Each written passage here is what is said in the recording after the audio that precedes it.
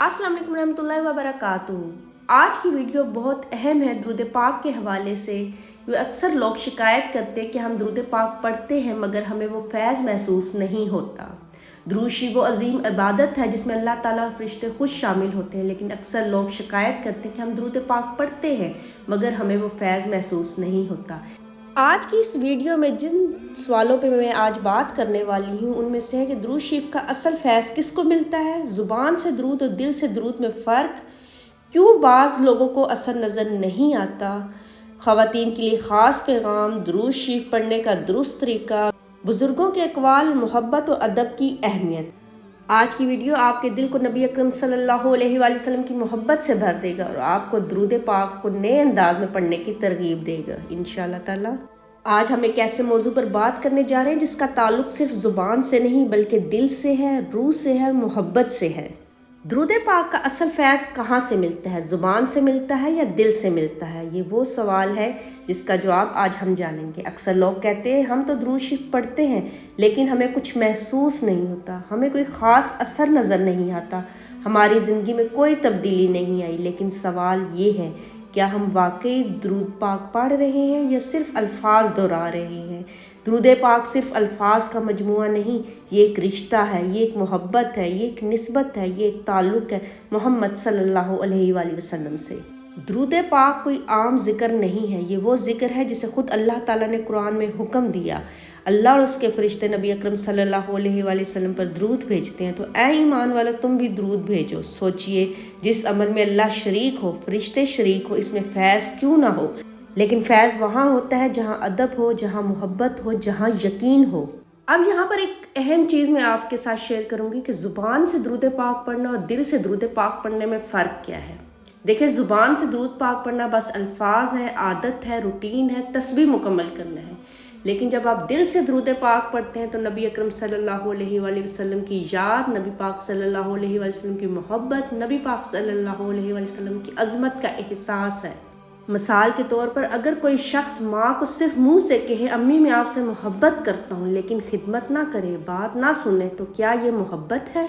इसी तरह दुरूद पाक भी है, जब तक दिल शामिल ना हो फैज़ नहीं आता। हज़रत इमाम शाफी रहमतुल्लाह फरमाते हैं, दुरूद पाक वो अमल है जिससे बंदा नबी सल्लल्लाहु अलैहि वसल्लम के करीब होता है। हज़रत मुजद्दद अलिफ सानी रहमतुल्लाह फरमाते हैं, दुरूद शरीफ रूह को पाक करता है।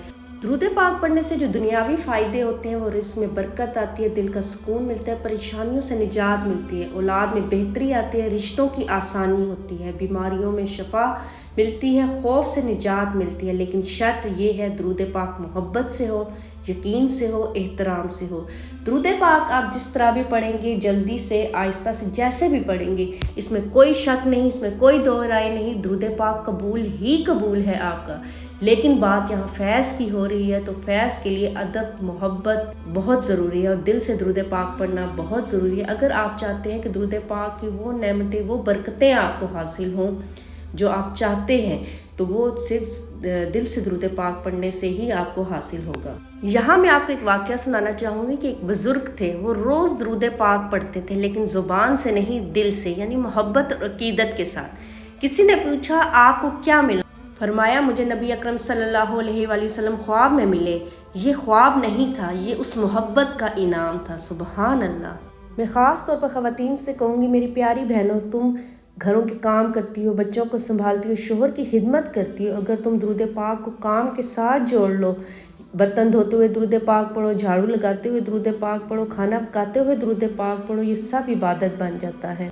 दुरूद पाक को अपनी ज़िंदगी का हिस्सा बना लो और अपने बच्चों को भी दुरूद पाक के मुतालिक बताती रहा करो। अगर आप अपनी ज़िंदगी में ये काम कर रहे हैं तो आप दुरूद पाक के फैज़ तक नहीं पहुंच पाएंगे, जिनमें है नबी अकरम सल्लल्लाहु अलैहि वसल्लम को सुन्नत को छोड़ना, ज़ुबान से दुरूद पाक पढ़ना लेकिन दिल में गफलत होना, गुनाहों पर इसरार करना, हलाल और हराम की परवाह ना करना, अदब ना होना।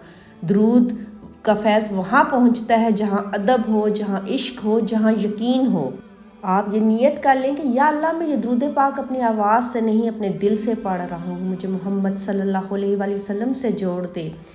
کوشش کریں 1 کروڑ مرتبہ درود پاک کی نیت کر لیجئے اور اپنا درود پاک کا سفر شروع کر دیجئے۔ دل سے، محبت سے، عقیدت کے ساتھ نبی اکرم صلی اللہ علیہ وآلہ وسلم پر درود پاک بھیجیں اگر آپ فیض حاصل کرنا چاہتے ہیں۔ جتنی آپ کی نبی اکرم صلی اللہ علیہ وآلہ وسلم سے محبت میں درود پاک پڑھا جائے گا، اتنا ہی جلد آپ کی نبی اکرم صلی اللہ علیہ وآلہ وسلم سے خواب میں ملاقات ہوگی اور وہ فیض اور وہ برکات آپ کو حاصل ہوں گی جو آپ سوچ بھی نہیں سکتے۔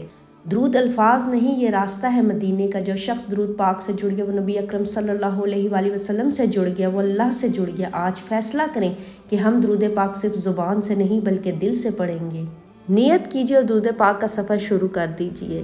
اللہ پاک آپ کے لیے آسانیاں کرے، میرے لیے آسانیاں کرے، آمین ثم آمین یا رب العالمین۔ اور درود پاک پڑھنے کی توفیق عطا فرمائے محبت عقیدت کے ساتھ۔ اگر آپ مزید درود پاک کے متعلق ایسی ویڈیو دیکھنا چاہتے ہیں تو میرے چینل کو سبسکرائب کر دیجئے، ویڈیو کو لائک کر دیجئے، ایک اچھا سا کامنٹ کر دیجئے گا۔ جزاک اللہ خیرہ۔